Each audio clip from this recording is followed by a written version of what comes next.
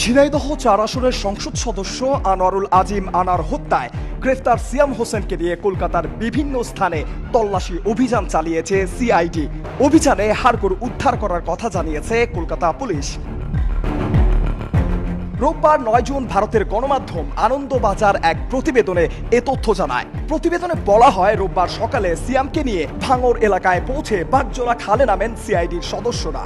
সেখানে একটি ঝোপের পাশ থেকে হাড়গোড় উদ্ধার করা হয়। তবে সেই হাড় বাংলাদেশের এমপি আনোয়ারুল আজিমের কিনা তা এখনো স্পষ্ট নয়। ফরেনসিক পরীক্ষার পর তা জানা যাবে। সিআইডি বলছে, হাড়গুলো দেখে প্রাথমিকভাবে অনুমান সেগুলো মানুষেরই, যদিও তা আনোয়ারুল আজিমেরই কিনা তা এখনো স্পষ্ট নয়। এজন্য ফরেনসিক রিপোর্ট পর্যন্ত অপেক্ষা করতে হবে।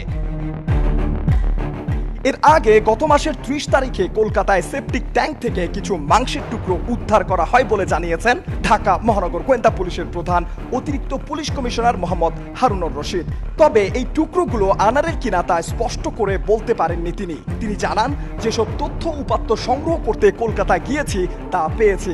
আলামত উদ্ধার সহ বিভিন্ন তথ্য উপাত্ত সংগ্রহ করায় আনার হত্যার তদন্ত অনেকটাই এগিয়েছে। ফরেনসিক রিপোর্ট পেলেই তা নিশ্চিত হওয়া যাবে। খন্দকার আসিফুজ্জামান, নিউজ ডেস্ক, বার্তা 24।